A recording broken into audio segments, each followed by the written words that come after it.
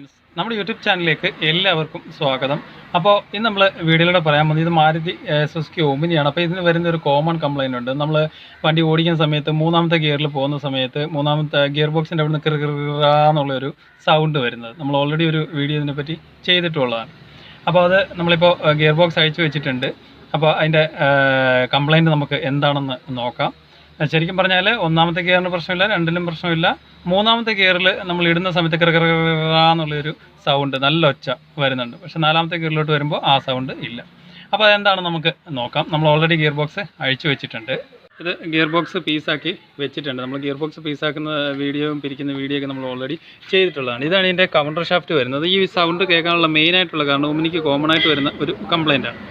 അപ്പോൾ ഈ പല്ല് പൊട്ടിപ്പോയതാണ് ഇതിന് കംപ്ലയിൻറ്റ്. ഇത് മൂന്നാമത്തെ ഗിയറിൻ്റെ പല്ലാണ്. ഈ പല്ല് പൊട്ടിപ്പോകുന്നതുകൊണ്ടാണ് ഈ ഒരു സൗണ്ട് നമ്മൾ മൂന്നാമത്തെ ഗിയറിൽ പോകുമ്പോൾ കിറകിറാന്നുള്ള ഒരു സൗണ്ട് വരാനുള്ള മെയിനായിട്ടുള്ള കാരണം.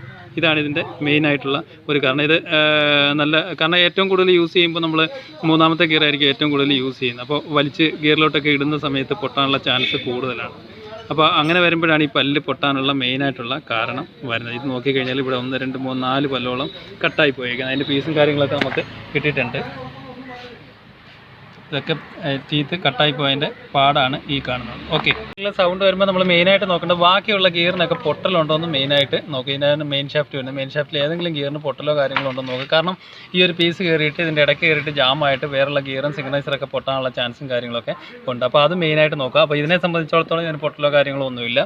ഇതിന് മൂന്നാമത്തെ ഗിയറിൽ പോകുന്ന സൗണ്ട് കേട്ടത് ഈ ഒരു പല്ല് കട്ടായി പോയതാണ്.